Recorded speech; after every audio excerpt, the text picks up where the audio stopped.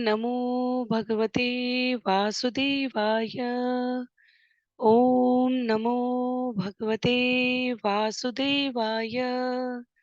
ॐ नमो भगवते वासुदेवाय। हरे कृष्णा। सभी भक्तों को सादर प्रणाम। श्रीमद् भागवतम महापुराण सत्रों की इन श्रृंखला में आज सत्र 395 395 सभी भक्तों का स्वागत है। हम सभी यहाँ पर 18,000 श्लोकों वाले श्रीमद् भागवतम महापुराण को अंतर्राष्ट्रीय कृष्ण भावनामृत संघ के संस्थापक आचार्य कृष्ण कृपामूर्ति श्री श्रीमद् अभय चरणारविंद भक्ति वेदांत स्वामी शिल प्रभुपाद के तात्पर्यों के प्रकाश में श्रवण और पठन करने का प्रयास करेंगे। जैसा कि सत्रों का प्रारूप है, वर्तमान विषय वस्तु का संक्षिप्त अवलोकन, तत्पश्चात मंगलाचरण और उसके बाद एक एक श्लोक का वाचन, अनुवाद और श्रील प्रभुपाद के तात्पर्य के प्रकाश में भक्तों के संग विषय वस्तु को श्रवण करते हुए हम सभी सारग्राही मनन करने योग्य बिंदुओं को जीवन में व्यवहार रूप में परिणत कर पाने के लिए प्रतिबद्ध होकर प्रयत्न करने का यहाँ पर भक्तों के संग में प्रयास करते हैं। वर्तमान सत्र के प्रारूप के संदर्भ में हम सभी स्कंद 7 अध्याय 15 जो कि इस स्कंद का अंतिम अध्याय है, उसके श्लोक संख्या 1 से लेकर 15 तक हम लोगों ने सुसंस्कृत मनुष्यों के लिए उपदेश इस विषय को श्रवण किया था। नारद मुनि पिछले 4 अध्यायों की संक्षिप्त प्रस्तुति के रूप में, चाहे वो किसी भी वर्ण का हो, चाहे वो किसी भी आश्रम का हो, युधिष्ठिर महाराज को राजसूय यज्ञ में चर्चा के, उनके प्रश्नों के, उनकी जिज्ञासा के प्रत्युत्तर के रूप में यहाँ पर कुछ शास्त्र आधारभूत तथ्य प्रस्तुत कर रहे हैं। आरंभ के श्लोकों में जो हमने पिछले सत्र में श्रवण किए थे, श्रील प्रभुपाद तात्पर्य में कहते हैं, नारद मुनि द्वारा किस कार्य विशेष में मनुष्य को कितने आगंतुक अतिथि बुलाने चाहिए, कितना व्यय करना चाहिए, ये नारद मुनि द्वारा युधिष्ठिर महाराज को बताया गया। उदाहरण के लिए कहा गया कि 3 अवसरों पर, जन्म के समय परिवार में, विवाह के समय और श्राद्ध के समय ब्राह्मणों को बुलाकर भोजन कराने का विधान है। और नारद मुनि स्पष्ट करते हैं कि जन्म के समय और विवाह के समय अधिक संख्या में आमंत्रित किए जाने चाहिए और श्राद्ध के समय दिखावे के लिए नहीं, पितु व्यवहार कर्म की पूर्ति के लिए संख्या के क्रम में कम लोगों को बुलाना चाहिए। अद्वैत आचार्य का उदाहरण देते हुए श्रील प्रभुपाद कहते हैं कि उन्होंने श्राद्ध कर्म की क्रिया के लिए केवल एक ब्राह्मण हरिदास ठाकुर को बुलाया था। आगे इस अवसर पर आए आगंतुक अतिथियों की सेवा करने के क्रम में नारद मुनि द्वारा कहा गया कि उन्हें भगवान को अर्पित भोग खिलाने चाहिए और उसमें स्पष्ट रूप से कहा गया कि मांस, मछली, अंडा इनकी उपलब्धता नहीं करनी चाहिए। प्रसाद के रूप में वितरण किया गया भगवान का भोग इन दूषित अभक्ष्य पदार्थों से परे होना चाहिए। और उस संदर्भ में स्पष्ट किया श्रील प्रभुपाद ने कि प्रसाद का अर्थ हुआ जो भगवान को भोग के रूप में अर्पित किया गया, और भगवान को भोग के रूप में कभी भी अभक्ष्य पदार्थ अर्पित नहीं किए जाते। और मनुष्य के रूप में साधक बनने और भक्त बनने के प्रयत्न में आगे बढ़ने के लिए हम सभी को केवल भगवान को अर्पित भोग ही स्वीकार करना चाहिए। तो इस प्रकार इसकी भी सुनिश्चितता हुई कि जो भगवान को अर्पित नहीं है वो हमें भोग नहीं, वो भोग हमें प्रसाद के रूप में नहीं लेना चाहिए। और क्योंकि अभक्ष्य पदार्थ भोग में नहीं लगाए जा सकते, इसका अर्थ है कि हमें इन्हें ग्रहण भी नहीं करना चाहिए। आगे 5 प्रकार के अधर्म बताए गए थे, जहां हमने परधर्म, उपधर्म, छल धर्म इनके बारे में विस्तार से श्रवण किया था। विधर्म और आभास धर्म था, उनको आगे श्लोक संख्या 16 से हम लोग श्रवण करेंगे। तो इस प्रकार से स्कंद 7 अध्याय 15 में 80 श्लोक हैं और इस अध्याय की समाप्ति के पश्चात स्कंद 7 से समग्र श्लोकों की संख्या 750 और पूरे श्रीमद् भागवतम से 6321 हो जाएगी। तो आरंभ करते हैं मंगलाचरण से और उसके बाद हम लोग एक-एक श्लोक को वाचन, अनुवाद और श्रील प्रभुपाद के यथारूप में जहाँ आवश्यक है तात्पर्य के प्रकाश में श्रवण करेंगे।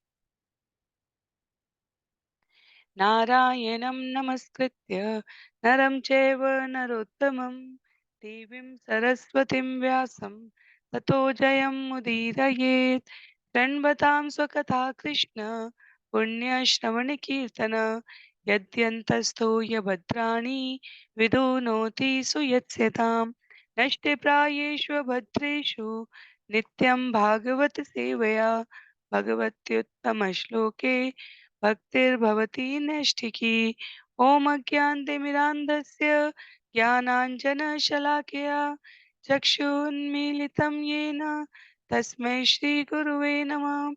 मूकं करोति वाचालं पङ्गुं लङ्घयते गिरिं यत्कृपातमहं वन्दे परमानन्दमाधवं। वाञ्छाकल्पतरुभ्यश्च कृपा सिन्धुभ्य एव च पतितानां पावनेभ्यो वैष्णवेभ्यो नमो नमः। जय श्री कृष्ण चैतन्य प्रभु नित्यानंद श्री अद्वैत गदाधर श्रीवासादि गौर भक्तवृंद। हरे कृष्ण कृष्ण कृष्ण हरे हरे हरे राम राम राम हरे हरे। हरे कृष्ण कृष्ण कृष्ण हरे हरे हरे राम राम राम हरे हरे। हरे कृष्ण कृष्ण कृष्ण हरे हरे हरे राम राम राम हरे हरे। हरे कृष्णा। तो पुनः सभी भक्तों को सादर प्रणाम। सत्र 395 में हम सभी आज यहाँ स्कंद 7 अध्याय 15 श्लोक संख्या 16 से विषय को आगे श्रवण करेंगे।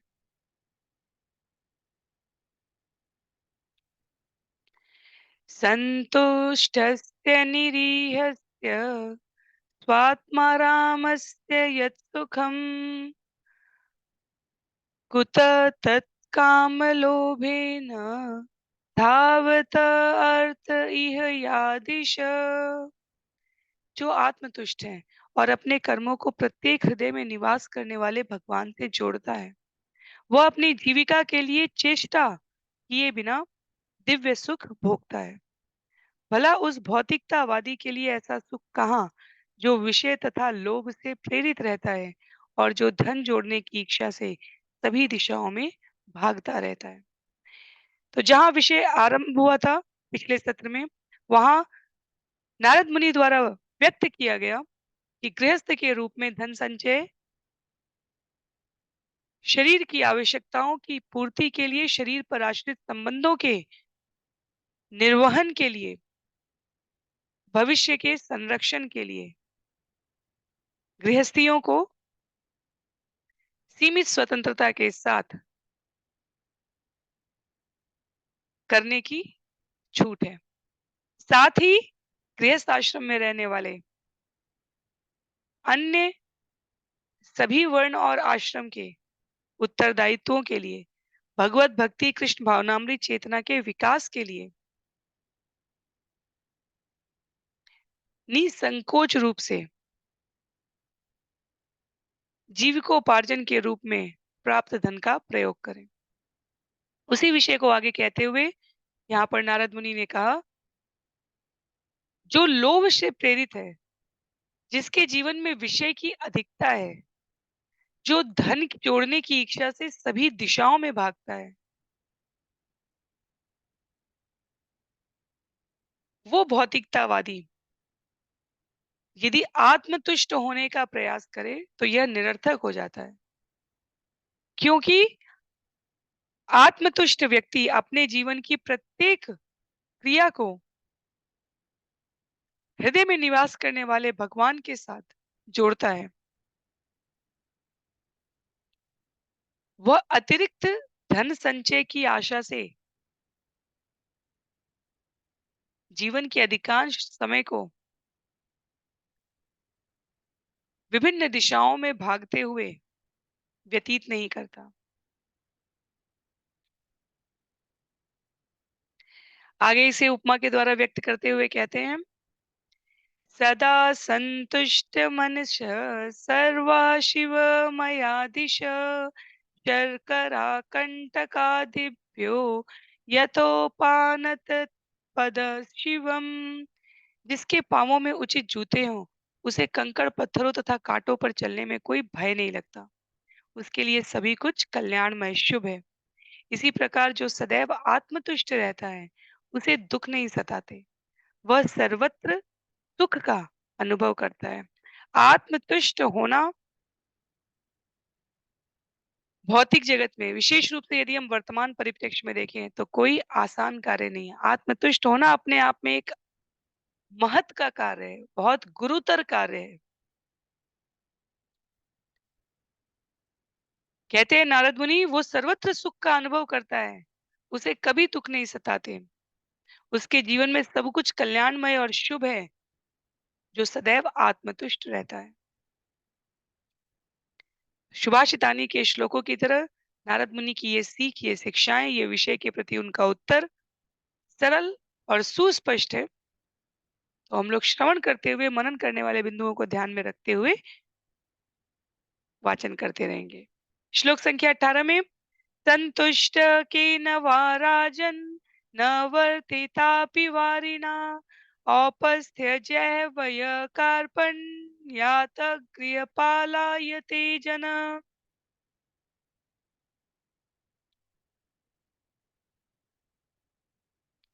हे राजन, आत्मतुष्ट व्यक्ति केवल जल पीकर भी सुखी रह सकता है, किंतु जो व्यक्ति इंद्रियों द्वारा चालित होता है, विशेष रूप से जो जीभ और जननेंद्रिय के वश में होता है, उसे अपनी इंद्रियों की तुष्टि के लिए घरेलू कुत्ते का पद स्वीकार करना पड़ता है।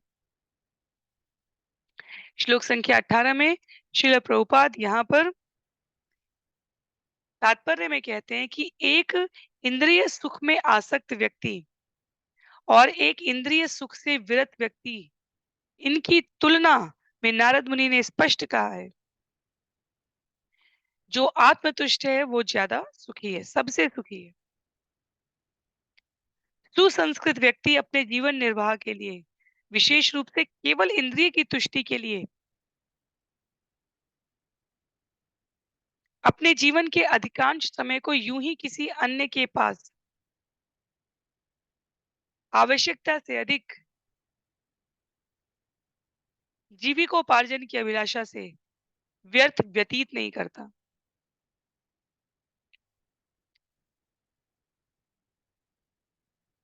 भोजन के बिना केवल जल पीकर संतुष्ट रहना, ये इस भाव में व्यक्त किया गया है कि आत्म संतुष्टि का विषय उन्नत प्रकार के जीवों के लिए है, जो केवल शरीर की विषय भोग पूर्ति में लगे हुए हैं। वो इस शिक्षा को ग्रहण नहीं कर पाएंगे कि यदि खाने के लिए नहीं है, तो केवल पानी पीकर संतुष्ट रह लिया जाए। भक्त के संदर्भ में विषय वस्तु स्पष्ट करते हुए श्रील प्रभुपाद कहते हैं,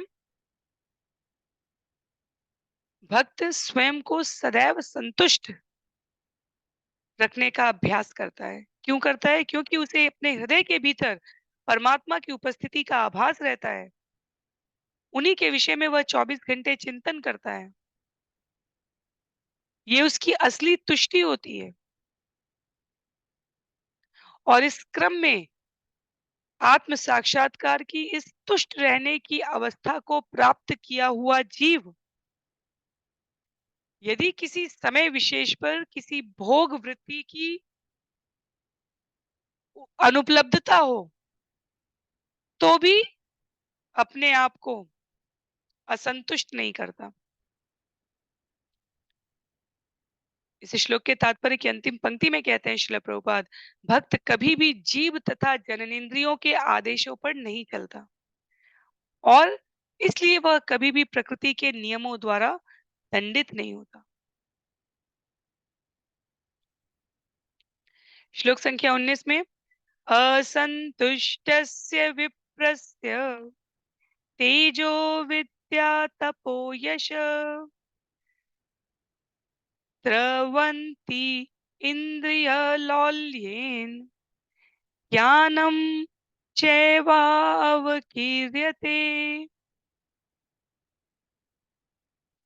भक्त या ब्राह्मण जो आत्मतुष्ट नहीं होता उसका आध्यात्मिक ज्ञान विद्या तपस्या तथा कीर्ति उसकी इंद्रिय लोलुपता के कारण क्षीण हो जाते हैं और उसका ज्ञान शनैः शनैः लुप्त हो जाता है। तो आत्मतुष्ट होना आवश्यक गुणों में से स्वभाव में से एक है। जो आत्मतुष्ट नहीं है उसकी ज्ञान विद्या तपस्या कीर्ति उसकी इंद्रिय लोलुपता में क्षीण हो जाती है। कहते हैं श्लोक संख्या 21 में आगे,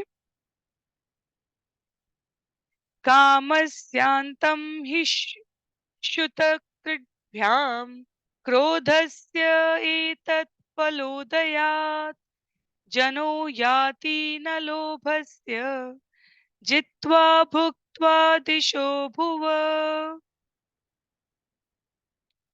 भूख तथा प्यास से पीड़ित मनुष्य की प्रबल शारीरिक इच्छाएं तथा आवश्यकताएं भोजन करने के बाद निश्चित रूप से तुष्ट हो जाती हैं।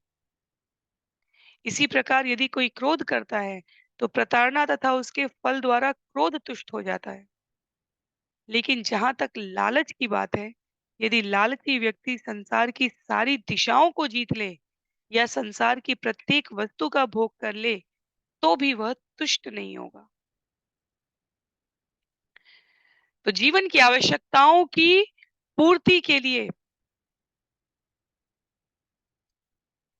व्यवहारिक आवश्यकताओं के लिए आचार्य नहीं मना कर रहे हैं। जहां भूख और प्यास हो वहां भोजन के पश्चात संतुष्टि हो जाएगी। जहां तनिक क्रोध भी हो वहां प्रताड़ना तथा उसके फल द्वारा क्रोध भी तुष्ट हो जाएगा। लेकिन काम क्रोध और लोभ इन तीन में, जब भगवत गीता अध्याय 3 श्लोक संख्या 37 में भगवान कहते हैं कि बद्ध जीव के इस जगत में होने का कारण बंधन का कारण काम क्रोध और लोभ, ये तीन प्रकार के जो सत रज और तम के इन तीन प्रकृति के गुणों में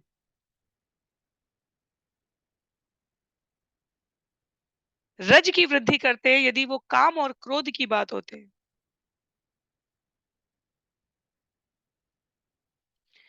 कहते हैं श्रील प्रभुपाद, इनमें से लालच की लोभ की जहां तक बात है, लोभी व्यक्ति यदि सारी दिशाओं को भी जीत ले, संसार की प्रत्येक वस्तु का भी भोग कर ले तो भी वो संतुष्ट नहीं होता।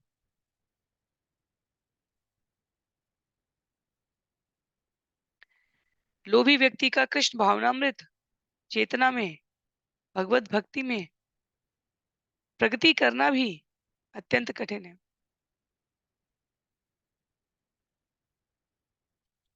रजोगुण से उत्पन्न सबसे बड़े शत्रु के रूप में लोभ का नाम लिया जाता है। हमारे आचार्य तो कहते हैं यदि जीवन में लोभ रखना है तो केवल एक ही बात का लोभ रखना है, कृष्ण भावनामृत को बढ़ाने का। ऐसा लोभ भी मंगल कारक है। इसके अतिरिक्त यदि किसी और अन्य प्रकार का लोभ है तो वो जीवन में कभी संतुष्टि नहीं आने देगा। भगवत भक्ति आध्यात्म के संदर्भ में किया गया लोभ, आज मैं एक माला अधिक करूंगा या करूंगी, आज मैं एक श्लोक और अधिक करूंगा या करूंगी, ऐसा लोभ उचित है। इसके अतिरिक्त किया गया लोभ शाश्वत शांति नहीं प्रदान करता।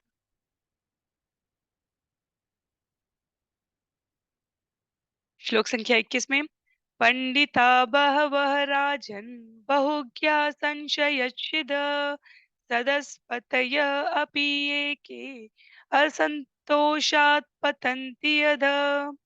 हे राजा युधिष्ठिर, अनेक अनुभवी व्यक्ति, अनेक विधि सलाहकार, अनेक विद्वान तथा विद्वत सभाओं के सभापति बनने योग्य अनेक व्यक्ति अपने अपने पदों से संतुष्ट न होने के कारण नारकीय जीवन में जा गिरते हैं। तो लोभ की अधम अवस्था का वर्णन करते हुए यहाँ पर कहा गया है, जो आध्यात्मिक उन्नति में अग्रसर है, उसे भौतिक दृष्टि से संतुष्ट होना चाहिए, क्योंकि यदि वो ऐसा नहीं करेगा तो भौतिक विकास के लालच से उसकी आध्यात्मिक गतिविधियां, उसकी आध्यात्मिक प्रगति अस्त व्यस्त हो जाएगी। दो बातें जो सारे सद्गुणों को नष्ट कर देती है, श्रील प्रभुपाद तात्पर्य में कहते हैं, दो बातें जो सारे सद्गुणों को नष्ट कर देती है, व्यर्थ कर देती है, वो है विपन्नता या दरिद्रता। एक, जीवन की दरिद्रता वास्तव में ऐसी स्थिति उत्पन्न कर देगी कि सारे सद्गुण व्यर्थ हो जाएं। और दूसरी है अत्यधिक लोभ, जो सारे सद्गुण नष्ट कर देता है। तो यदि जीवन में ये तालमेल नहीं है, अत्यधिक विपन्नता है, दरिद्रता है या अत्यधिक लालच है, दोनों स्थिति में आध्यात्मिक प्रगति करना कठिन है, दुष्कर है। और इसलिए हमारे आचार्य कहते हैं कि ऐसा तालमेल होना चाहिए कि जीवन की न्यूनतम आवश्यकताओं की पूर्ति करने के लिए प्रयत्नशील मनुष्य अत्यधिक लालची न होकर अपनी आध्यात्मिक उन्नति के लिए प्रतिबद्ध रहे।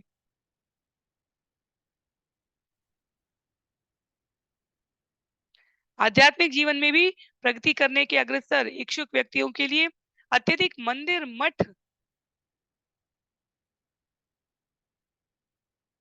इनकी संख्या बढ़ाने से अधिक आवश्यकता है उस मंदिर और मठ में आने वाले भक्त, उनकी आध्यात्मिक प्रगति पर ध्यान दिया जाए। और कहते हैं श्रील प्रभुपाद कि जब वो भक्त आध्यात्मिक प्रगति की ओर अग्रसर होंगे तो स्वतः बड़े बड़े मंदिर बनते चले जाएंगे। जैसे दक्षिण भारत के सारे आचार्यों ने विशेषतया श्री रामानुजाचार्य का उल्लेख करते हुए श्रील प्रभुपाद कहते हैं, उन्होंने बड़े बड़े मंदिर बनाए। दक्षिण भारत में श्री रामानुजाचार्य विशेषतया, उत्तर भारत में सभी गोस्वामियों ने बड़े बड़े मंदिर बनाए। भक्ति सिद्धांत सरस्वती ठाकुर जी ने भी गौड़ीय मठ नाम से बड़े बड़े केंद्र निर्मित कराए। मंदिर निर्माण करना बुरा नहीं है, पर कृष्ण भावनामृत के प्रति सतर्कता ये आवश्यकता है। वहां आने वाले आगंतुक, भक्त, साधक, यदि उनके जीवन की आध्यात्मिक प्रगति सुनिश्चित हो रही है तो मंदिरों के निर्माण की श्रृंखला चलती रहेगी। श्रील प्रभुपाद स्वयं इसके सबसे बड़े उदाहरण है। आगे श्लोक संख्या 22 में कहते हैं, असंकल्पाच्चयेत् कामं क्रोधं कामं विवर्जनात् अर्थानर्थ ईक्षया लोभं भयं तत्व अवमर्शनात्। दृढ़ता पूर्वक योजनाएं बनाकर मनुष्य को इंद्रिय तृप्ति की कामपूर्ण इच्छाएं त्याग देनी चाहिए। इस प्रकार ईर्ष्या त्याग कर क्रोध पर विजय प्राप्त करना चाहिए। धन संग्रह करने के दोषों पर विचार विमर्श करके लोभ का परित्याग करना चाहिए और सत्य की विवेचना करके भय का त्याग करना चाहिए। श्लोक संख्या 1 से लेकर 11 तक, जैसा कि हम देख सकते हैं, जो वैदिक कर्मकांड के विषय थे, उनके संबंध में नारद मुनि ने जागरूकता विस्तारित की। श्लोक संख्या 12 से लेकर 21 तक जो 5 प्रकार के अधर्म हैं, उनके बारे में नारद मुनि ने व्याख्या की। और अब यहाँ श्लोक संख्या 22 से लेकर 29 तक ये जो 5 प्रकार के अधर्म है, अनर्थ है, इन पर विजय कैसे प्राप्त की जाए, गुरु का जीवन में क्या महत्व है, इसके बारे में उल्लेख किया जा रहा है। तो यहाँ श्लोक संख्या 22 में श्रील विश्वनाथ चक्रवर्ती ठाकुर का उल्लेख करते हुए श्रील प्रभुपाद कहते हैं, इंद्रिय तृप्ति के लिए, विषय वासनाओं पर विजय प्राप्त करने के लिए जो भी अपने आप को दृढ़ प्रतिज्ञ करेगा, भक्तों के संग में, सानिध्य में, गुरु के आश्रय में, शास्त्रों के वचन का पालन करते हुए वो इस पर विजय प्राप्त कर सकता है। दृढ़ता जीवन के भौतिक क्षेत्र में भी प्रगति करने के लिए आवश्यक है, तो आध्यात्मिक क्षेत्र के लिए वो सर्व मंगल कारक हो जाती है।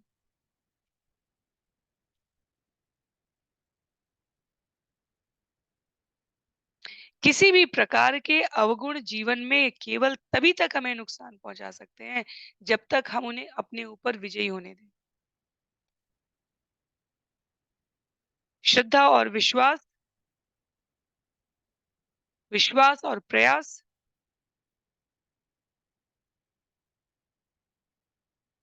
जीवन में अनर्थों के आभास के आते ही उनसे दूर होने का हमारा प्रयत्न, ये भगवान के ज्ञान की प्रचुरता में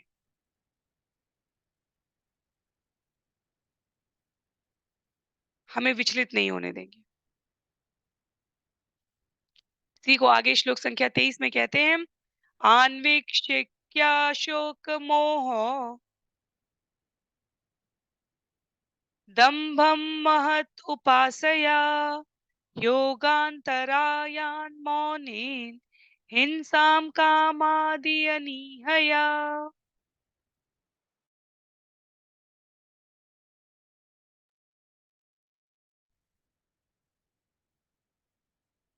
आध्यात्मिक ज्ञान के विवेचन से शोक तथा मोह पर विजय प्राप्त की जा सकती है। महान भक्त की सेवा करके अहंकार रहित बना जा सकता है।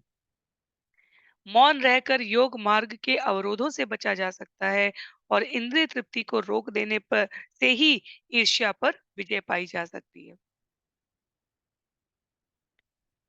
शोक तथा मोह पर विजय प्राप्त करने के लिए आध्यात्मिक ज्ञान का विवेचन होना आवश्यक है। भगवत गीता में मृत्यु जैसे विषय पर शोक और मोह से जीव अपने आप को कैसे बचा सके, अध्याय 8 श्लोक संख्या 5 से लेकर 15 तक जीवन में मृत्यु की तैयारी, मृत्यु के उपरांत, मृत्यु के समय, मृत्यु के लिए जितने भी दृष्टिकोण है, संक्षिप्त में सही बड़ी स्पष्ट रूप में भगवान स्वयं अर्जुन के माध्यम से प्राणी मात्र को स्पष्ट करते हैं।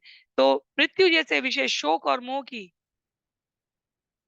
सामान्यतः अत्यधिक वृद्धि कर देते हैं, पर आध्यात्मिक ज्ञान के द्वारा उन पर कैसे विजय प्राप्त की जाए, उसके लिए श्रील प्रभुपाद कहते हैं, जब भगवत गीता में कहा गया जातस्य ही ध्रुवो नाश, जातस्य ही ध्रुवो मृत्यु, ध्रुवम जन्म मृतस्य च।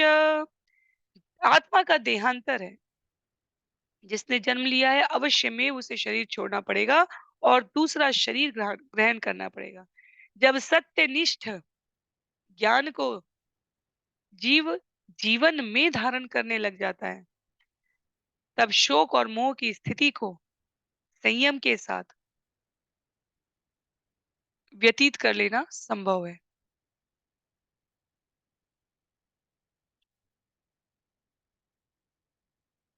इसी प्रकार से अहंकार रहित होने के लिए हम जीवन में ये हैं, वो हैं, इतना प्राप्त किया है, इतना कर सकते हैं, इतना मान है, प्रतिष्ठा है, समृद्धि है, सम्मान है, इससे जीवन में अहंकार ना आए, इसके लिए विभिन्न धर्म, आस्था, संप्रदाय, मान्यताओं में भी धार्मिक स्थल पर आकर सेवा करने का विधान है। कृष्ण भावनामृत चेतना में भक्त की सेवा करके अहंकार रहित हुआ जा सकता है, यहाँ पर कहा गया है। इसके पूर्ववर्ती हमने देखा कि इंद्रिय तृप्ति को रोक देना, ध्यान अन्यत्र सेवा में लगा लेने से ईर्ष्या पर विजय पाई जा सकती है। उसके पास ये है या हमारे पास ये है तो उसके पास भी कैसे है, इस प्रकार की वृत्ति रोकी जा सकती है जब जीवन में इंद्रिय तृप्ति की अनावश्यक अभिलाषा ना हो। और एक और जो बिंदु इस श्लोक में कहा गया, वह योग मार्ग के अवरोधों से कैसे बचा जा सके। योग मार्ग के अवरोध क्या है, जब भी विद्यार्थी के रूप में हम सभी का अनुभव रहा है। जब भी हम ध्यानपूर्वक पढ़ने का प्रयत्न करते हैं, उसी समय मित्रों के खेलने की, किसी बहुत ही हमारे प्रिय मनोरंजक गतिविधियों की आस-पास संख्या बढ़ जाती है, जब हम अध्ययन पर ध्यान केंद्रित करना चाहें। उसी प्रकार जब हम भक्ति पर ध्यान केंद्रित करना चाहते हैं, अपने अभ्यास में, अपने प्रयास में, तो आस-पास अत्यंत लुभावने अवसर हमें दिखेंगे। तो योग मार्ग के अवरोध पर मौन रहकर बचा जा सकता है, नारद मुनि यहाँ पर कहते हैं। और मौन का अर्थ है उस पर अधिक ना स्वयं चिंतन करने का, ना ही इंद्रियों को उसमें लिप्त करने का, और ना ही बाह्य अवस्था में उस पर बहुत अधिक प्रतिक्रिया देने का। रामनवमी के अवसर पर हम सभी मंदिर जाना चाहते हैं। ऐसा हमने अपने सभी व्हाट्सएप ग्रुप में मित्रों को, संबंधियों को बता दिया। उसी समय कहीं बहुत अच्छा कोई स्पोर्ट्स का इवेंट हो रहा है, या मित्र कहीं साथ में घूमने चलने की बात करें, जितनी बार हम मना करेंगे, जितनी बार हम उस विषय में सोचेंगे, उतनी बार हमें सामने से ऐसे उच्च और उन्नत तर्क मिलेंगे, जो ये कहेंगे, कोई बात नहीं, भगवान तो हृदय की वस्तु हैं। भगवान क्या पूरा समय थोड़े ही चाहते हैं। 1 मिनट भी यदि ध्यान कर लो तो 1 घंटे करने की आवश्यकता नहीं है। ये तो एक बार ही हो रहा है। चलो इसमें चलते हैं। राम तो हृदय में अवस्थित है। इस प्रकार की बातें जितनी प्रतिक्रिया करेंगे, उतना सामने से हमें हमारे मार्ग से दिग्भ्रमित करने वाले लुभावने अवसर उपलब्ध होंगे। इसलिए कहा गया, मौन रहकर योग में आने वाले अवरोधों को दूर किया जा सकता है। तो हम यहाँ पर श्रवण कर रहे हैं किस प्रकार से अनर्थों को जीता जाए। श्लोक संख्या 24 में कहते हैं, कृपया भूतजं दुःखं दैवं जयात्म समाधिना, कृपया भूतजं दुःखं दैवं जयात् समाधिना, आत्मजं योगवीर्येण निद्रां सत्त्वनिषेवया। मनुष्य को चाहिए कि अन्य जीवों के कारण होने वाले दुखों का प्रतिकार अच्छे आचरण, सदाचार तथा ईर्ष्या से रहित होकर करें। भाग्य द्वारा प्रदत्त कष्टों का सामना समाधि में ध्यान करके करें, और शरीर तथा मन से उत्पन्न दुखों का प्रतिकार हठ योग, प्राणायाम आदि के अभ्यास द्वारा करें। इसी प्रकार विशेष रूप से सतोगुण का विकास करके खाने के मामले में निद्रा पर विजय प्राप्त की जाए। तो भोजन ऐसा करना चाहिए मनुष्य को जिससे अन्य जीवों को कष्ट ना पहुंचे। भोजन ऐसा करना चाहिए जीवों को जिससे जीवन में सद्गुणों का विकास हो, सतोगुण की प्रचुरता हो। भोजन ऐसा करना चाहिए जिससे निद्रा देवी पर विजय प्राप्त की जा सके। कई बार प्रश्न होता है कि ब्रह्म मुहूर्त में प्रातः काल में कैसे उठें? उसकी सबसे बड़ी आवश्यकता और अनिवार्यता तो इस अर्थ में होती है कि हमारा शाम का भोजन, जो भक्त हैं, जो साधक है, जो इसको साधना चाहते हैं, उनका भोजन बहुत नियंत्रित होता है। अपनी इंद्रियों को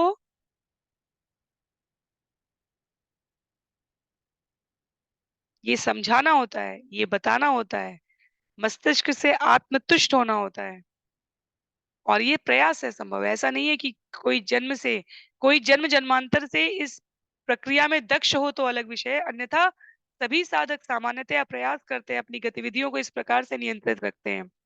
भोजन जीवन की आवश्यकता है। जीवन चलाने के लिए भोजन करना होता है, भोजन करने के लिए जीवन नहीं होता है। इसमें अंतर है। तो जो भी कई बार जब जब भी ये जिज्ञासा होती है कि ब्रह्म मुहूर्त में कैसे उठे, क्योंकि ब्रह्म मुहूर्त का समय बहुत महत्व का है। हम अधिक से अधिक अपनी आध्यात्मिक उन्नति के सारे कार्य उसी समय कर सकते हैं। भगवत गीता जब कहती है कि सामान्य मनुष्यों के लिए जो दिन है वो आत्मतुष्ट, आत्म साक्षात्कार, ब्रह्मभूत अवस्था में निरत भक्त और साधक के लिए रात्रि होती है, और जो अन्यों के लिए रात्रि होती है वो ब्रह्मभूत अवस्था वाले आत्मतुष्ट, आत्म साक्षात्कार में रत व्यक्तियों के लिए दिन होता है। इसका अभिप्राय, जब इंद्रिय भोग से स्वयं को पीड़ित किया हुआ मनुष्य शयन कर रहा होता है, तब भक्त सुबह उठकर अपनी आध्यात्मिक विकास को साधने का प्रयत्न करते हैं। अपने पूरे जीवन काल में श्रील प्रभुपाद जब से उन्होंने पुस्तकें लिखने आरंभ की, ब्रह्म मुहूर्त से भी कुछ घंटे पहले उठ जाते थे श्रील प्रभुपाद। और ऐसा नहीं कि इसके लिए वो शाम को 5 बजे सो जाते थे, 6 बजे सो जाते थे। रात्रि तक वो व्यस्त रहते थे। जैसे-जैसे कृष्ण भावनामृत आंदोलन बढ़ता गया, वैसे-वैसे उनकी व्यस्तता भी बढ़ती गई। किसी भी देश में हो, किसी भी स्थिति में हो, श्रील प्रभुपाद अपने भरसक प्रयत्न के साथ ब्रह्म मुहूर्त से भी पहले के समय का, जब तक राधा दामोदर मंदिर में वर्णन आता है, जब तक पक्षियों के चहचहाने की आवाज शुरू होती थी, उसके पश्चात कुछ समय बाद पुजारी आते थे। उससे पहले श्रील प्रभुपाद का लेखन कार्य, दिन भर के लिए जो आवश्यक लेखन कार्य होता था, वो कर चुके होते थे, क्योंकि उसके बाद की गतिविधियां व्यस्त होती थी। यहाँ तक कि श्रील प्रभुपाद की नाम जप संख्या भी क्रमशः नियमित नामचर्या, वैसे तो हमेशा सदैव, पर 16 नाम जप संख्या की जब बात की जाती है, सुबह में जब तक पुजारी आते थे, पानी लाकर विग्रह के अम, स्वागत सत्कार के लिए मंदिर के पट खोले जाने और ये सब व्यवहार क्रिया हो रही है, तब तक श्रील प्रभुपाद की समस्त क्रियाएं, लेखन की, जाप की, नित्य कर्मों से संबंधित पूरी हो चुकी होती थी। तो क्रमशः हमें प्रयास करना चाहिए, यदि हम आध्यात्मिक जीवन में प्रगति करने के इच्छुक हैं, उत्सुक हैं, प्रतिबद्ध हैं, तो इंद्रियों की तुष्टि को कैसे संयमित किया जाए।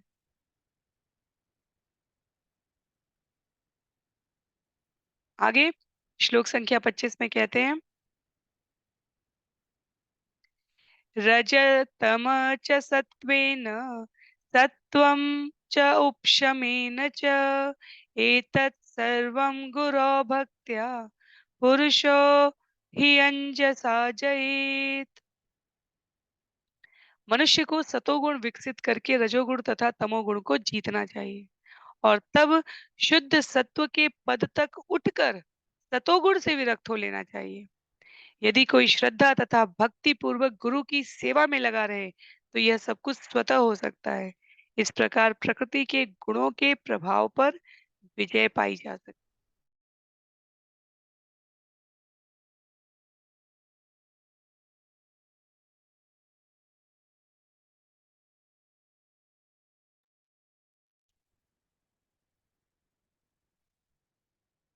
स्वयं के प्रयास से, अभ्यास से हम जीवन में पात्रता अर्जित कर रहे होते हैं, और तब भगवत कृपा से हमारे जीवन में गुरु का आगमन होता है।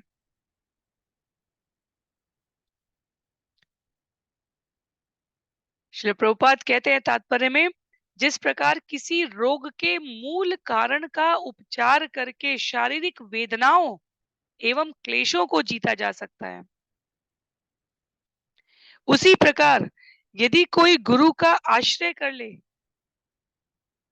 और भक्ति में अपने आप को प्रवृत्त कर ले, तो सत, रज और तम गुण के प्रभाव पर सरलता से विजय पाई जा सकती है।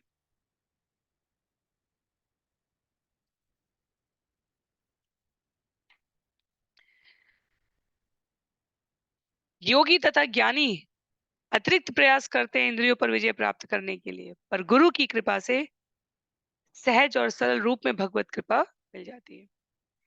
यस्य प्रसाद भगवत प्रसादो, वहां पर जब गुरुवाष्टकम हम लोग प्रतिदिन वाचन करते हैं,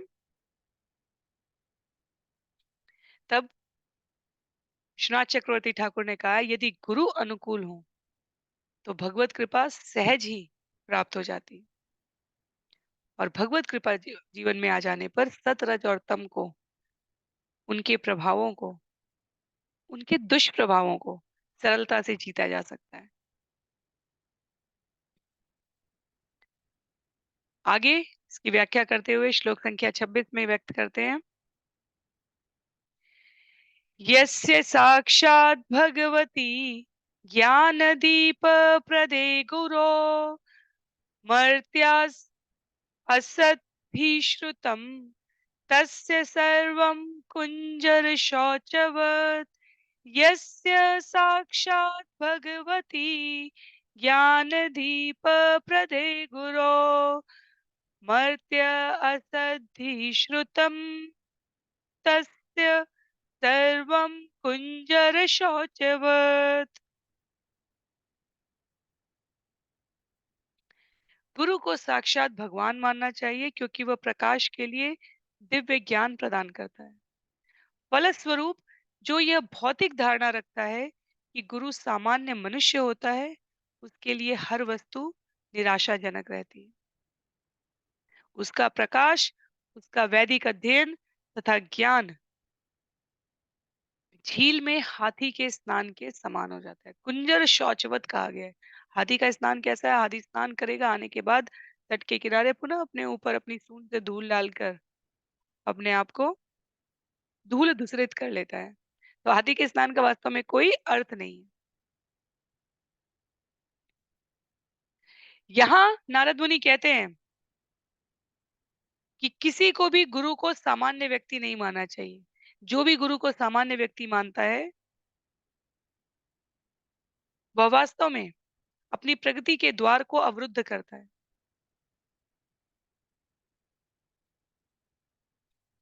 कैसे करता है? इसे अगले श्लोक में प्रस्तुत किया गया है। पर यहाँ स्वीकार करने के लिए मस्तिष्क में दृढ़ करने का विचार ये है कि गुरु को जो भी सामान्य व्यक्ति समझता है, उसके जीवन में उसे किसी प्रकार के परिवर्तन की अभिलाषा नहीं रखनी चाहिए। क्यों नहीं रखनी चाहिए? क्योंकि श्लोक संख्या 27 में इसको स्पष्ट करते हुए कहा गया, एष वै भगवान साक्षात् प्रधान पुरुषेश्वर योगेश्वरे विमृग्य अंघ्रिलोको मन्यते नरम्। एष वै भगवान साक्षात् प्रधान पुरुषेश्वर योगेश्वरे विमृग्याङ्घ्रि लोकयं मन्यते नरम्। एष वै भगवान साक्षात् प्रधान पुरुषेश्वर योगेश्वरे विमिक्तांग्र लोकयं मन्यते नरम्। भगवान कृष्ण अन्य समस्त जीवों के तथा भौतिक प्रकृति के स्वामी हैं। व्यास जैसे महर्षि उनके चरण कमलों की तलाश करते और उन्हें पूजते हैं, तो भी कुछ ऐसे मूर्ख हैं जो कृष्ण को सामान्य मनुष्य मानते हैं। गुरु को समझने के इस प्रसंग में कि गुरु को सामान्य मनुष्य मानने में क्या हानि है, श्रील प्रभुपाद तात्पर्य में व्यक्त करते हैं, एक सामान्य मनुष्य के साथ हमारे व्यवहार में अनेकों प्रकार के दोष आ सकते हैं। हम उसकी अवज्ञा कर सकते हैं, अवमानना कर सकते हैं, हम उसे उसके बाह्य गुणों और अवगुणों के आधार पर धारणा बनाकर उसके साथ व्यवहार कर सकते हैं। हम उसके जीवन के उन्नत आध्यात्मिक पक्ष की अपनी मूढ़ता के कारण अनदेखी कर सकते हैं। हम सामान्य मनुष्य की बात न मानने के लिए स्वतंत्र हैं। अपने लाभ के लिए हम सामान्य मनुष्य को कभी-कभी कुछ हद तक नुकसान भी पहुंचा सकते हैं। और इन सारे बिंदुओं का ध्यान रखने के पश्चात शास्त्र की, विद्वज्जनों की, मनीषियों की, महापुरुषों की मान्यता है, उनकी स्पष्ट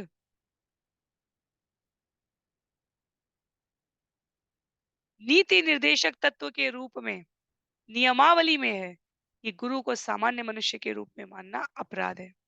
भगवान श्री कृष्ण जो सर्वेश्वर हैं, समस्त जगतों के नियंता गुरु हैं, और वो जब मनुष्य रूप में आते हैं, तब हम देखते हैं कि उनको समझने में अन्य मनुष्यों द्वारा कितनी बार भूल की जाती है। दुर्योधन खड़े हैं सामने, भगवान के स्वरूप को देखकर नहीं पहचान पा रहे, धृतराष्ट्र नहीं पहचान पा रहे। पांडवों के जीवन में सभी प्रकार के अमंगलों का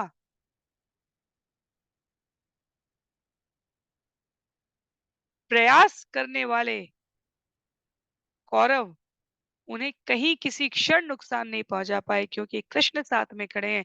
तब भी दुर्योधन कहते हैं बांधो। भगवान के योगेश्वर स्वरूप का, महत्व का, द्रौपदी की साड़ी के वस्त्र के वर्धन का साक्षात प्रमाण देखा हुआ दुर्योधन भगवान को सामान्य मनुष्य समझकर पाप कर्म में उद्यत रहा। गुरु को कभी सामान्य मनुष्य नहीं समझना चाहिए। भगवान की ओर अग्रसरित करने वाले गुरु और भगवान में वास्तव में कोई अंतर नहीं होता। जब भी भगवान मनुष्य रूप में लीला करने के लिए प्रस्तुत होते हैं, तब तब वो एक से अधिक गुरुओं का आश्रय लेते हैं, गुरु की महत्ता को स्थापित करने के लिए। किसी भी प्रकार की आध्यात्मिक प्रगति के लिए यदि हमारे जीवन में तनिक भी गंभीरता है, तो हमें गुरु को उनके चरम पद पर मानना चाहिए। अंतिम पंक्ति में कहते हैं श्रील प्रभुपाद, इस समझ में थोड़ा भी हेर फेर होने से शिष्य के वैदिक अध्ययन तथा तप का विनाश हो जाता है।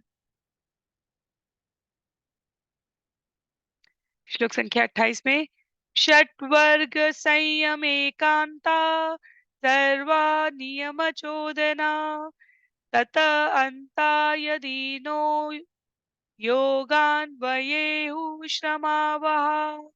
अनुष्ठान, कर्मकांड, विधि विधान, तपस्या तथा योगाभ्यास, ये सभी इंद्रियों तथा मन को वश में करने के लिए है। किंतु इंद्रियों तथा मन को वश में कर लेने के बाद भी यदि वह भगवान का ध्यान नहीं करता, तो ये सारे कार्यकलाप श्रम के अपव्यय मात्र हैं।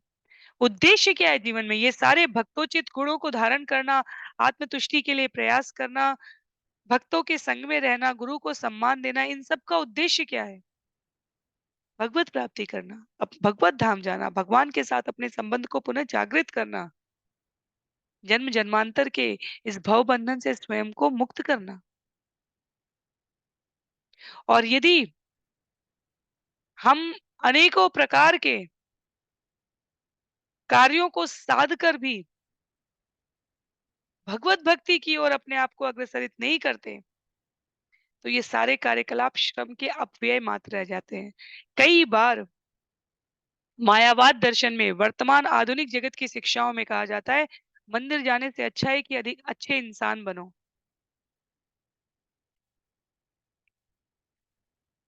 व्यवहारिक रूप से ये कथन बहुत ही प्रगतिवाद का सूचक हो सकता है।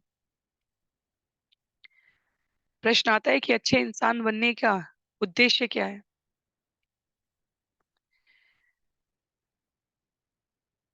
केवल अच्छे कर्म करने का उद्देश्य यदि पाप और पुण्य के रूप में अपने आप को तौलने का है,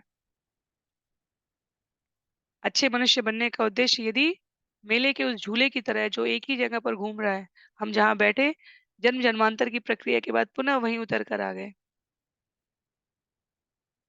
अच्छे कर्म करने का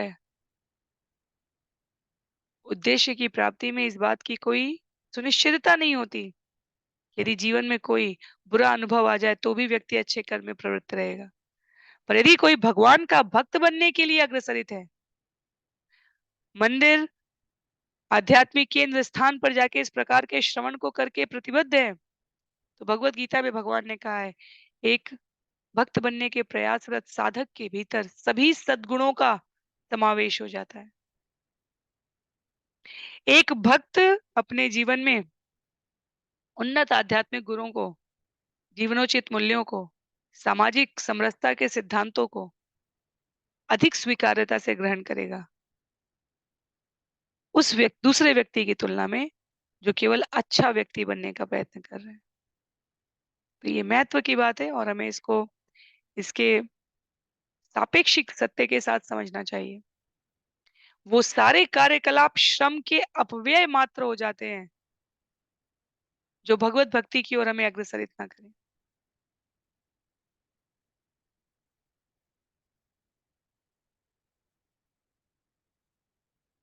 किसी भी प्रकार के योग का, किसी भी प्रकार की गतिविधियों का, किसी भी प्रकार के संग का, किसी भी प्रकार के साधन को साधने का अंतिम लक्ष्य भगवान के संपर्क में आना है। त्वरित इच्छाओं की पूर्ति में भगवत प्राप्ति की इच्छा को इतना परे कर दिया गया है कि सामान्यतः हमारी बुद्धि इस बात को अनुभव ही नहीं कर पाती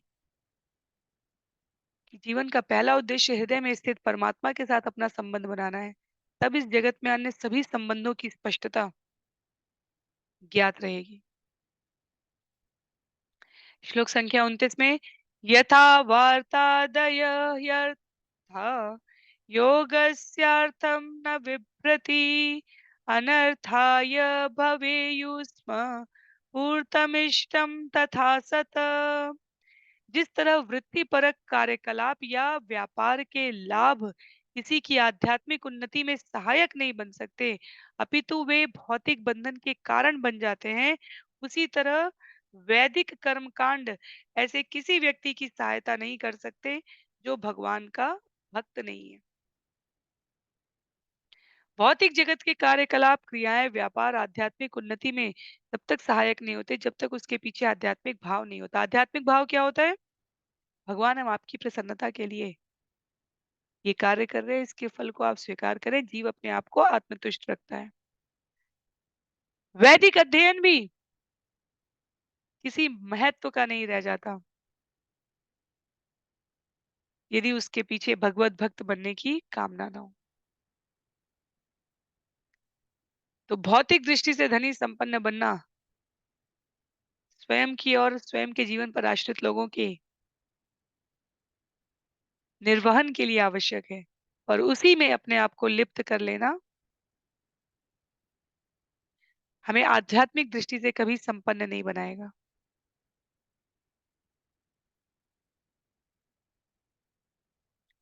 मनुष्य जितना अपने जीवन में इस जगत से जुड़ी आवश्यकताओं के प्रति आकृष्ट रहेगा, उतना वो अपने आप को आध्यात्मिक जीवन से दूर रखता जाता है। भगवद गीता अध्याय 14 श्लोक संख्या 18 के श्लोक का उल्लेख करते हुए श्रील प्रभुपाद यहाँ तात्पर्य में कहते हैं, ऊर्ध्वं गच्छन्ति सत्त्वस्था मध्ये तिष्ठन्ति राजसा जघन्य गुणवृत्तिस्था अधो गच्छन्ति तामसा। जो सतोगुणी होते हैं वे धीरे धीरे उच्च लोकों को जाते हैं। जो रजोगुणी है वे पृथ्वी लोक में रह जाते हैं, जो तमोगुणी है वे नीचे के लोकों में जाते हैं। तो कलयुग में भौतिक उन्नति का अर्थ विशेष रूप से पतन है, क्योंकि अन्य समस्त युगों में श्रील प्रभुपाद कहते हैं जीव के पास आध्यात्मिक उन्नति करने के अनेकानेक साधन थे। कलयुग में आध्यात्मिक उन्नति से दूर जाने के अनेकानेक साधन है। अनावश्यक वस्तु, कार्य, व्यक्ति, परिस्थिति के प्रति हमारा आकर्षण कलयुग में कई गुना बढ़ जाता है।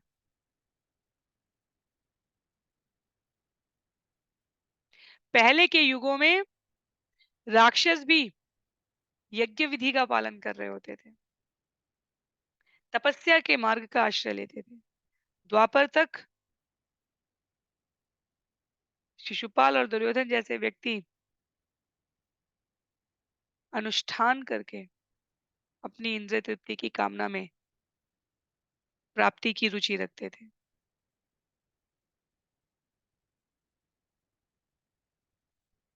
कलयुग में केवल और केवल एक सरल, सहज, स्तुत्य और अति संतुष्टिदायक परिणाम देने वाला कार्य हरिनाम जप, भगवान की लीला गुण श्रवण करके अपने कार्यों को, व्यवहार को भगवान की सेवा में समर्पित कर देना है। इसके अतिरिक्त किया गया कार्य इस जगत के तथाकथित दिखने वाले संसाधनों के प्रति अनावश्यक आकर्षण उत्पन्न करता है। और ये हम सबके व्यवहारिक अनुभव की बात है। इसके लिए हमें किसी और से प्रमाण पत्र नहीं चाहिए। हम अपने जीवन में इसका अनुभव कर सकते हैं।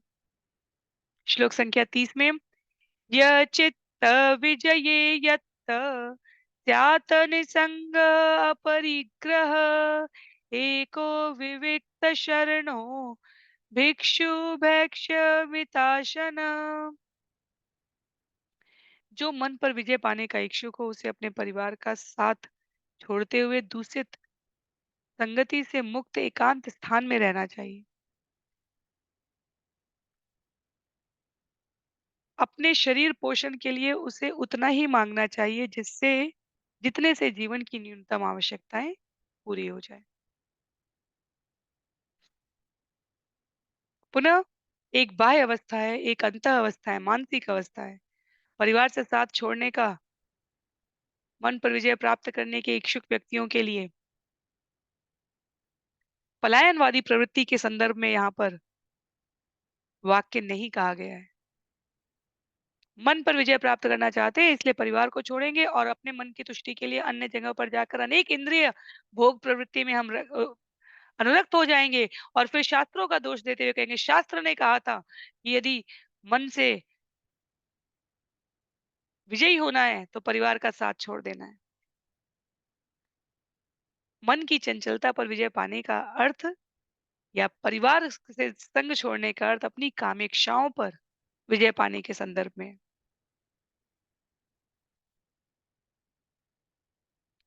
इतनी अधिक आसक्ति कि हम उन्हें उन्हें अर्थात इस शरीर से जुड़े संबंधियों को अपना सर्वस्व मानकर न उनकी आध्यात्मिक प्रगति पर ध्यान दें, न स्वयं की आध्यात्मिक प्रगति पर ध्यान दें और केवल भौतिक इच्छाओं की पूर्ति में लगे रहें, तो ना हम उनका हित कर रहे होते हैं, ना हम अपना हित साध रहे होते हैं।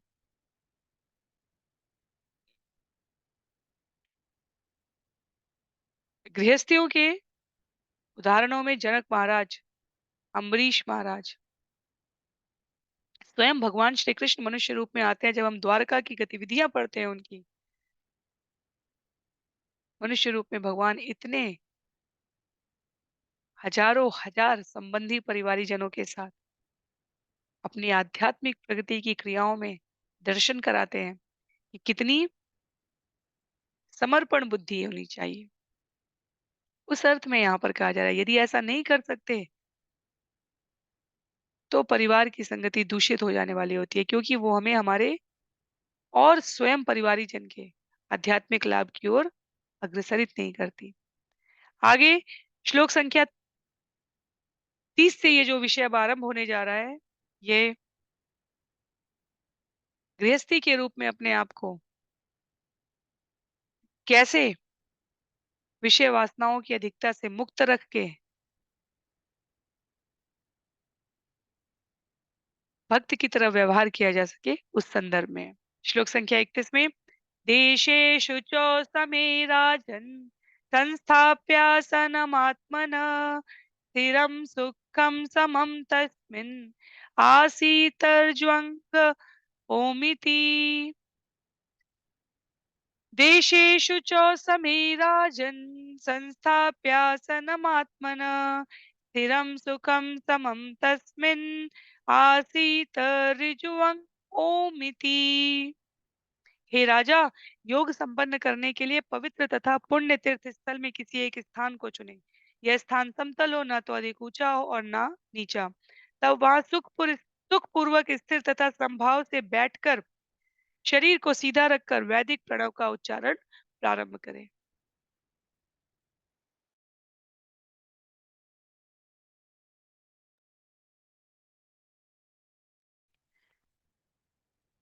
जब गुरु द्वारा कृष्ण भावनामृत चेतना में स्थिर होने के लिए हम सभी दीक्षा प्राप्त करते हैं, तब 2 प्रकार की दीक्षा होती है, एक नाम दीक्षा, एक ब्राह्मण दीक्षा। ब्राह्मण दीक्षा में ओम जप की संस्तुति को कैसे साधा जाए, स्तुति को, इसके लिए गुरु द्वारा कुछ मंत्र विशेष दिए जाते हैं। नाम जप इसलिए करना आवश्यक होता है उससे पहले के स्तर पर, और उसको बनाए रखना होता है। ऐसा नहीं है कि दूसरी दीक्षा होने के बाद नाम जप छोड़ के और जो मंत्र विशेष दिए गए हैं केवल उसकी साधना करनी है। हमारे हृदय में उपस्थित परमात्मा को हम अनुभूत कर सकें, भगवान को समझने का प्रयास आरंभ कर सकें। उसके लिए जन्म जन्मांतर से जो दर्पण पर जैसे मैल कही जाती है, उसको साफ करने के लिए आरंभ नाम जप संख्या से करते हुए, उसमें दृढ़ रहते हुए, तब प्रणवाक्षर ओम जप की साधना गुरु द्वारा प्रदान की जाती है।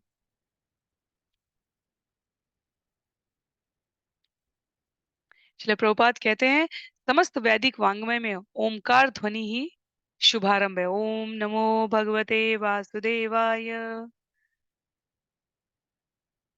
तो ओमकार के जप में और हरे कृष्ण महामंत्र के जप में हम कहें कि अंतर क्या है? क्या भगवान का नाम अपने आप में पर्याप्त नहीं है? स्पष्ट करते हैं श्रील प्रभुपाद, कहते हैं हरे कृष्ण महामंत्र का जप, हरे कृष्ण कृष्ण कृष्ण हरे हरे, हरे राम राम राम हरे हरे। हरे कृष्ण मंत्र का जप स्थान या आसन का विचार किए बिना किया जा सकता है।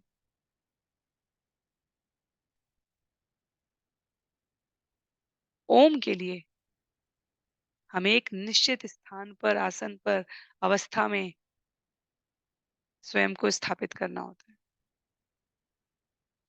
हरे कृष्ण महामंत्र के जप में आसन के विषय में कोई विशिष्ट आदेश नहीं है, नियम के लिए कोई विशिष्ट आदेश नहीं है, देश काल और पात्र के लिए कोई विशिष्ट आदेश नहीं है। कलयुग में ओम जप को साधने के लिए उपयुक्त स्थान खोज पाना कठिन है। भगवत गीता अध्याय 6 में भगवान वहां भी कहते हैं किस प्रकार एकांत स्थान पर बैठना चाहिए, भूमि पर कुशा का आसन बिछा के उसके ऊपर मृग शर्म, उसके ऊपर मुलायम कपड़ा डालना चाहिए, आसन ऊंचा नहीं होना चाहिए अधिक, आसन नीचा नहीं होना चाहिए अधिक। इसके अतिरिक्त हमारी सिर, गर्दन, पीठ, कमर एक सीध में होनी चाहिए। सभी प्रकार की इंद्रियों को बाह्य वृत्ति से छुड़ाते हुए मन को एकाग्र करना चाहिए, और इन सब का परिणाम क्या होना चाहिए? भगवान के स्वरूप पर एकाग्र करना चाहिए।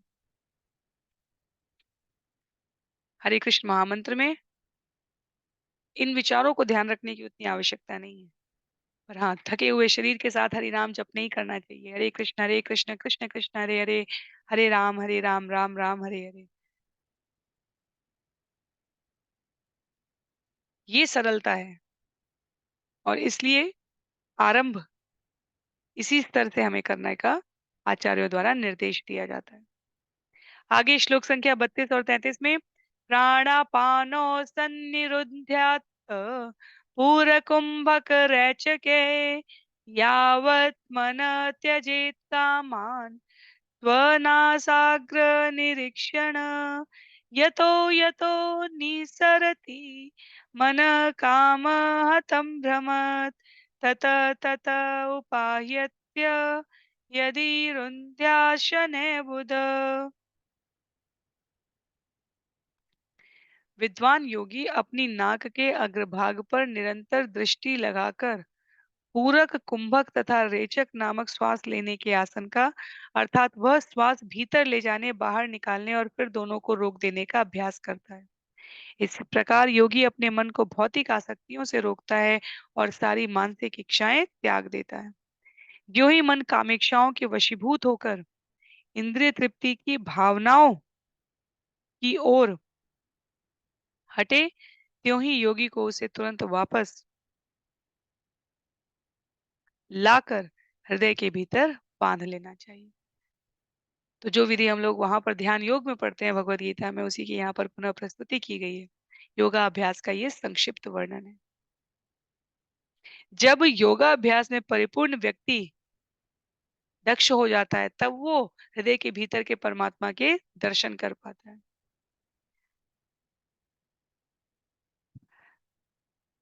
भगवत गीता अध्याय 6 में भी भगवान ने कहा और श्रील प्रभुपाद यहाँ तात्पर्य में भी कहते हैं, भक्त तुरंत ही सिद्ध योगी बन जाता है। उसे ये अतिरिक्त प्रयास करने की आवश्यकता नहीं होती, क्योंकि वो ये सारा प्रयास योगाभ्यास में किस अर्थ में किया जा रहा है? भगवान के साथ अपने संबंध को सुनिश्चित करने के लिए, ये विश्वास दिलाने के लिए, भगवान के भीतर हृदय के भीतर परमात्मा के दर्शन करने के लिए।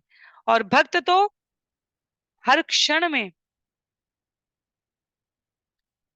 अपने हृदय में स्थित परमात्मा को कृष्ण रूप में जीवन की प्रत्येक क्रिया में साधने के लिए अभ्यस्त हो चुका होता है। इसीलिए मन मना भव मद्भक्तो मध्याजी माम नमस्कुरु, सदैव मेरा चिंतन करो, मेरे भक्त बनो, मेरी पूजा करो, मुझे नमस्कार करो। भगवान इसलिए स्पष्ट करते हैं क्योंकि मनुष्य स्वभाव से प्रगति करने का इच्छुक है, पर प्रगति की दिशा हमारे जीवन की दशा बदल देती है।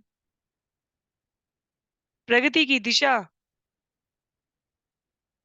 हमारे जीवन की दशा बदलकर